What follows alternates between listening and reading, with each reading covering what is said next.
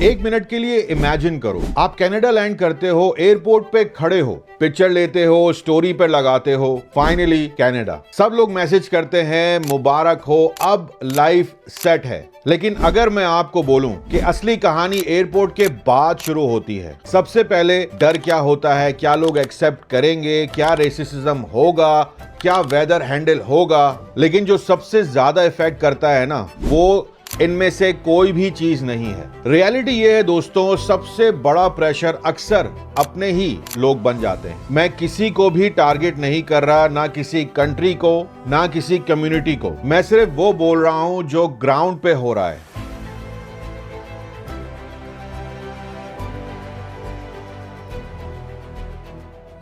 एक घर आप इमेजिन करो, ऊपर फैमिली रहती है, नीचे एक डोर है। वो डोर खोलो, अंदर जाते ही ठंडी हवा नहीं, बहुत हैवी हवा महसूस होती है। बल्ब कम होने की वजह से लाइट भी कम है, स्पेस बहुत टाइट होता है और हर तरफ मैट्रेसेस आपको दिखेंगे। एक बंदा फोन पे बात कर रहा है, एक हेडफोन्स लगाकर सो रहा है, एक बस चुपचाप साइड पे बैठा है। अनफॉर्चुनेटली दोस्तों, ये कोई टेम्पररी अरेंजमेंट नहीं है, ये उन लोगों की डेली रूटीन है जो एक ख्वाब लेकर यहां पर आए थे। मैं आपको एक रियल इंसिडेंट बताता हूं। ब्रैम्पटन में एक बेसमेंट में 20 से ज्यादा स्टूडेंट्स रह रहे थे। कैन यू बिलीव, 20 से ज्यादा एक बेसमेंट में। सोचो, एक ही किचन, एक ही वॉशरूम और इतने लोग। वहां पर सोने का सिस्टम भी नॉर्मल नहीं होता। वहां पर सिस्टम ऐसा है कि तुम निकलो, कोई और आके तुम्हारी जगह ले लेता है। बहुत सारे स्टूडेंट्स की नाइट जॉब होती है, तो जो डे करके आता है वो सोता है, फिर नाइट वाला आता है, डे वाला जाता है। इस तरीके से सिलसिला रहता है। चलो एक लड़के को इमेजिन करो, घर वालों ने पैसे अरेंज किए,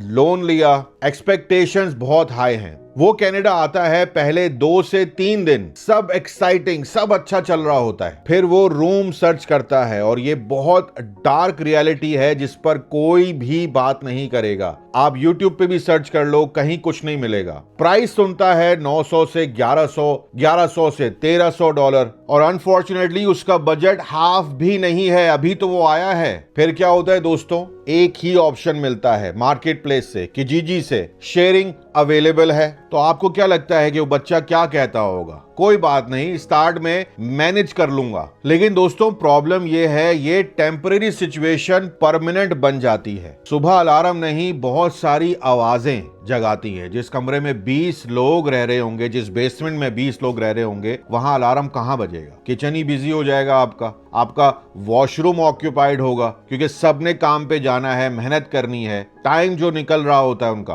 कभी चाय बन जाती है, कभी नहीं बनती। फिर आप कॉलेज जाते हैं, फिर आप जॉब पे जाते हैं। अगर ये वीडियो पेरेंट्स तक पहुंचे तो मुझे बहुत खुशी होगी। प्लीज अपने बच्चों पे रहम करें। रात में वो बच्चे वापस आते हैं, थक चुके होते हैं बिल्कुल। वो सिर्फ लेटना चाहते हैं, सोना चाहते हैं, लेकिन जगह फ्री नहीं होती क्योंकि लाइन जो लगी होती है, सोने के लिए भी वेट करना पड़ता है। मैं ये हर बेसमेंट की बात नहीं कर रहा हूं, मैं इस पर्टिकुलर बेसमेंट की बात कर रहा हूं जहां पर ये 20 बच्चे रह रहे थे। क्या वहां पर लोग फ्लोर पर एडजस्ट करते थे? कई सारे बच्चे एक ही मैट्रेस को शेयर करते थे। 80 से 90% यही हाल है बेसमेंट्स का और स्टूडेंट्स का। और कुछ बच्चे बस आंखें बंद करके सो जाते थे जहां जगह मिल जाए। क्या आप अपने जिगर के टुकड़े को इस तरीके से कनाडा भेजकर सफर करने देंगे? क्या आपको पता है कि वो कहां पर रह रहा है, क्या कर रहा है, क्या खा रहा है, क्या पी रहा है, 2 जॉब कर रहा है या 3 जॉब कर रहा है? अब फोन उठाओ, इंस्टाग्राम खोलो, आपको दिखेगा सब कुछ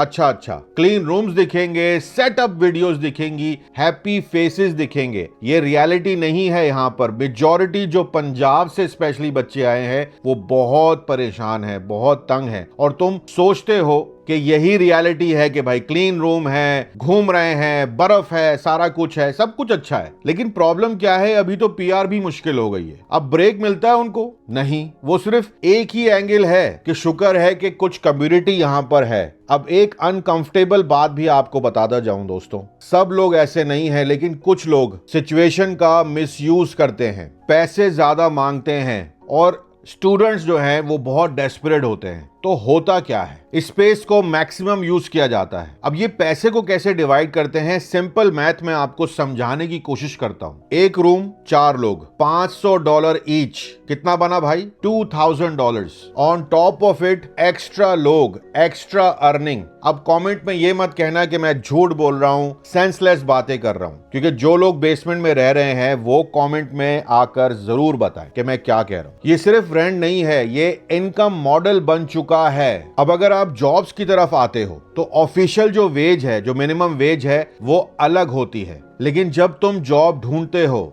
रियलिटी चेंज हो जाती है, और इस कंट्री में अपना ही अपने को काट रहा है। ज्यादातर साइट पे ले जाके बोला जाता है ट्रेनिंग है, अभी तो अनपेड है, और ट्रेनिंग में ही आपको रगड़ देते हैं सही से। फिर कैश मिलेगा कम रेट पे, 3-4 महीने ट्रेनिंग के नाम पे फ्री काम करवा लेंगे आपसे, और कभी कभी उसके बाद निकाल भी देते हैं। अब मसला ये है कि अगर आप रिफ्यूज करो तो जॉब्स वैसे ही कनाडा में बहुत कम है, फिर काम नहीं मिलेगा। बहुत सारे लोग ये भी बोल देते हैं इशू क्रिएट किया तो प्रॉब्लम हो जाएगी। इन सब बातों के बाद स्टूडेंट सिर्फ काम नहीं करता, वो मेंटली तौर पे बिल्कुल ड्रेन हो जाता है। अब एक और आपको सीरियस बात बताता हूं। कुछ केसेस में फीमेल स्टूडेंट को अनकंफर्टेबल सिचुएशन फेस करनी पड़ती है। ऑफर्स ऐसी दिए जाते हैं जो एक्सेप्टेबल बिल्कुल भी नहीं होती। दोस्तों, इसे जो भी नाम दो गलत ही है, लेकिन ज्यादा केसेस रिपोर्ट नहीं होते क्योंकि डर होता है लोग क्या कहेंगे, रेपुटेशन का प्रेशर।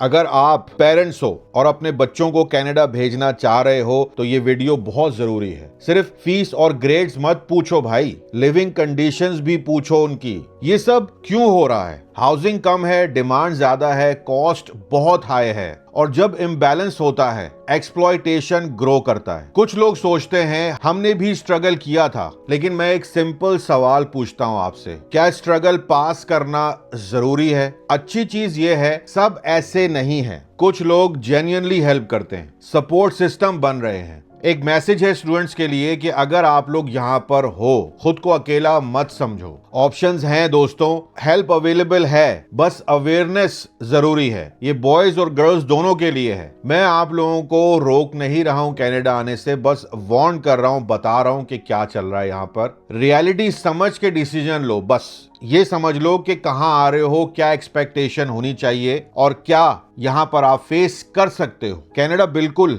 एक बहुत बड़ी अपॉर्चुनिटी है, स्पेशली इंडियन और पाकिस्तानी बच्चों के लिए, डेफिनेटली। लेकिन हर स्टोरी परफेक्ट नहीं होती। अगर आप लोगों को ऐसी रियल और स्ट्रेट बातें पसंद हैं तो सब्सक्राइब जरूर कर लेना, इंस्टाग्राम पे फॉलो करो, व्हाट्सएप पे हमारा चैनल है उसको भी ज्वाइन कर लो फॉर शॉर्ट इंफॉर्मेशन। अपना बहुत ख्याल रखें। यहां सिर्फ हाईलाइट नहीं, पूरी पिक्चर मिलती है दोस्त, और पिक्चर अभी बाकी है। अपना बहुत ख्याल रखें। Each and every one of you I wish good luck. Allah Hafiz.